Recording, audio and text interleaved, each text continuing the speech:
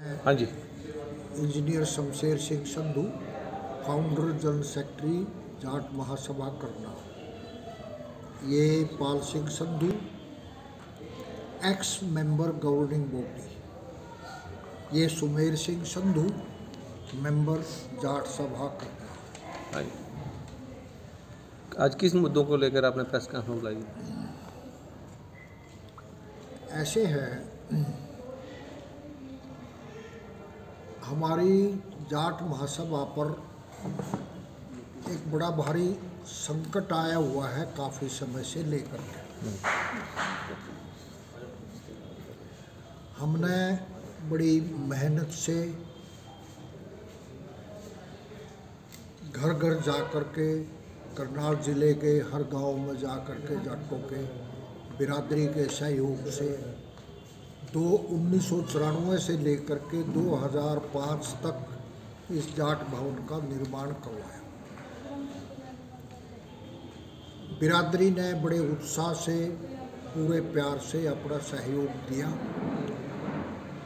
और हम 21 founder members थे और 9 ऐसे विशिष्ट जन थे जिन्होंने उसकी बिल्डिंग में, दूसरों में अपना 10-12 साल का जीवन उसके अंदर लगाते। 2005 के बाद हमने कार्यभार दूसरों को सौंप दिया और 2013 तक कार्य तकरीबन सुचारू रूप से चलता रहा। 2014 के अंदर कुछ विषम परिस्थितियां पैदा हो गई और हम जोगेंद्र सिंह लाठर जो हैं, हम इनके घर पहुँचे। 3 फाउंडर पदाधिकारी थे, जो मैं, बलबीर सिंह टूनिया और हरि सिंह संधू, और हमने उनसे अनुरोध किया कि भाई जी, सभा के अंदर अब हालचाल ठीक नहीं है, आप वहाँ के प्रधान पद की हम आपको जिम्मेवारी सौंपवाना चाहते हैं। जो हमने सारे बिरादरी के सहयोग से मना करके उनको सौंप दी।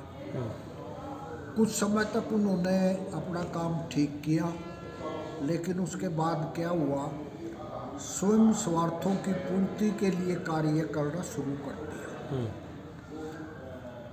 जो हमने मैगजीन चलवाया उसको भी बंद कर दिया और जो बच्चों की कोचिंग वगैरह शुरू की वो भी सब बंद कर दी और दोबारा फिर वो प्रधान बन गए पंचायत वगैरह करके 2017 के अंदर।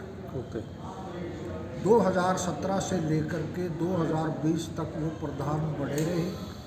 इस दौरान उन्होंने ये समझा कि इसको अपना और अपने परिवार का स्थायी माध्यम बनाया जाए यहाँ पर सत्ता में रहने का। तो उन्होंने 1174 नए मेंबर बढ़ाए। उनमें से 1000 के लगभग ऐसे मेंबर्स हैं जो हमारे बाईलॉज में, एक्ट में, रूल्स में दी हुई शर्तों को पूरा नहीं करते।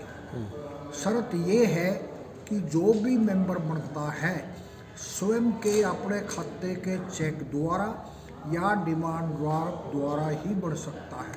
लेकिन इन्होंने और इनके साथियों ने 20-21 लाख रुपया अपने पास से खर्च करके उनके पैसे दिए और वो मेंबर उनको बना दिया।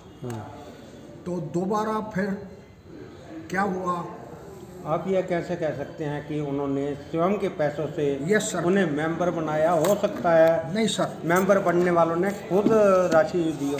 नहीं सर, वो तो ये है, आप प्लीज पढ़िए, ये सबूत है। अभी दूसरे के खाते से एक आदमी से 43 बड़े हुए हैं। यानी जो पेमेंट अंदर गई है एक खाते से कटी हुई है, एक अकाउंट से कट के आई है पेमेंट। किसी से 100 एक खाते से, किसी से 10, किसी से 50, मतलब इस तरह से। यानी आपका कहने का मतलब है जो मेंबर बने हैं उनके अपने अकाउंट से ना कटने के बजाय जो यहाँ काम कर रहे हैं उन्होंने अपने अकाउंट से पेमेंट भर के उनको मेंबर बना। समझ गए, जो कि मतलब एक आप फ्रॉडुलेंट मीन्स कह सकते हैं बाई मिस रिप्रेजेंटेशन कह सकते हैं, है ना जी। तो बढ़ा करके फिर इन्होंने क्या किया, 2 वर्ष लगातार 2 टर्म से अधिक कोई जाट महासभा का प्रधान नहीं रह सकता। ये हमने शुरू में फाउंडर मेंबर नियमों में लिखा हुआ है, अपने बाई लॉज में प्रावधान किया था। तो साहब क्या किया, जब इनकी 2 टर्म खत्म हो गई, उन जो इलीगल वोट्स थी 1000, उनके आधार पर फिर अपने भाई को बढ़ा दिया, सुरेंद्र लाठ प्रधान। तो यह सब प्रधान पद पाने के लिए जो उनसे मेंबर बनाए गए जी, या कुछ और मंशा? नहीं, हो सकता है प्रधान पद बढ़ाने के लिए, ताकि हमारी जिले में जानकारी बढ़े और इससे हमारा राजनीति में ऊंचा उठने का ये माध्यम। आपका कहना मतलब भी राजनीति लाभ लेने के लिए उन्होंने अपने मेंबर बनाए और जाट धर्मशाला पे उन्होंने एक नाजायज कब्जा किया हुआ है। यस सर, हाँ जी। और फिर क्या हुआ, आप सुन करके हैरान हो गए। उन्होंने फिर हमारे जो संविधान बड़ी सोच समझ करके बनाया था, उसको बिल्कुल तोड़ मरोड़ दिया। वो कैसे, एक तो जो हम उस समय संस्थापक सदस्य 10-11 जीवित थे, हमारे वोट के अधिकार को खत्म कर दिया। और साहब दूसरा क्या हुआ, उसमें राजनीतिक आदमी कोई पद नहीं पा सकता था, वो प्रावधान कर दिया भाई कोई भी राजनीति का आदमी इसमें आ सकता है। तीसरा ये था, प्रधान पद की आयु 50 साल की फिक्स थी, उन्होंने 50 साल से घटा करके अपने परिवार के मेंबरों को लाभ देने के लिए वो 40 साल की कर दी। एक ये था, जो मेंबर कानून के हिसाब से बढ़ सकता है वो सिर्फ करनाल जिले का बढ़ सकता है। वो उन्होंने कह दिया भाई सारी दुनिया में कोई भी जो है मेंबर इसमें जाट जाति का बढ़ सकता है। और ये सारा उन्होंने अपने लाभ के लिए किया, और ताकि हम आगे सत्ता में हमारी बढ़ते हैं। आपके संज्ञान में यह मामला कब आया? आपने आज उठाई आवाज़, अब आप उठा रहे हैं इतना समय बीतने के बाद, जैसा कि आपने कहा कि 2 टर्म उन्होंने प्रधान पद पाए। मैं ये कह रहा हूँ, ये मामला हमने तुरंत उठाया जब 2020 में आगे इलेक्शन का प्रोग्राम शुरू हुआ, और ये हमारे नोटिस के अंदर आया कि भाई इन्होंने इतने इनवैलिड मेंबर बना दिए हैं। तो हमने तुरंत डिस्ट्रिक्ट रजिस्ट्रार को पेटिशन डाल दिया। ठीक है बात, हमने तो उसी टाइप से कार्रवाई शुरू कर दी। अब क्या चाहते हो आप, क्या कार्रवाई कर रहे हो इनको? अच्छा फिर आगे तो सुनिए थोड़ा सा, सुनाओ। फिर जब 2023 नवंबर 2023 में उन्होंने, अब वो जो उम्र कटाई थी ना 50 साल से 40 साल तक, उन्हीं वोटों के आधार पर जो 1000 अवैध वोट थी, उन्हीं के आधार पर अपने बेटे को बना दिया, भूपेंद्र को। यानी कि परिवारवाद को बढ़ावा दिया। बस। और हमारा देखो जाट सभा का मुख्य उद्देश्य ये था, आपसी भाईचारे को बढ़ाना, समाज के जो दूसरे वर्ग हैं उनको आपस में मेल जोल पैदा करना, इसके माध्यम से सर्व जातियों का विकास, जैसे कोचिंग करना, बच्चों को कैरियर काउंसलिंग देना, इस तरह का हमारा वो था। वो सारा का सारा मतलब अपने उसमें एक तरह से सिर्फ ये इलीगल अवैध कार्यकारिणी का केंद्र बन गया। शमशेर जी, अगर बात करें समाज की, सामाजिक मुद्दा है, अगर उनने डुप्लीकेट मेंबर बनाए हैं, नाजायज सदस्य बनाए हैं, तो आपके साथ समाज खड़ा होगा। समाज निर्णय क्यों नहीं ले पा रहा? ऐसे है, आप बिल्कुल ठीक कह रहे हैं, लेकिन पहले हम मीडिया के पास आए हैं ताकि सच्चाई का पता हम मीडिया को बता दें। पहले तो आपको समाज के पास जाना चाहिए था। सर नहीं, समाज के पास हम बैठे हैं तैयार होने के लिए, ताकि उनको पता चल जाए। पहले तो अब आप जो हम कहेंगे, आप हमारी बात समाज तक ले जाएंगे, दूसरे वर्गों तक भी ले जाएंगे। अब आप देखिए चंडीगढ़ कारपोरेशन के अंदर कितना बड़ा कांड हुआ था, आपने उनकी मदद करी और वो सुप्रीम कोर्ट ने संज्ञान लिया और फटदेशी न्याय मिल गया।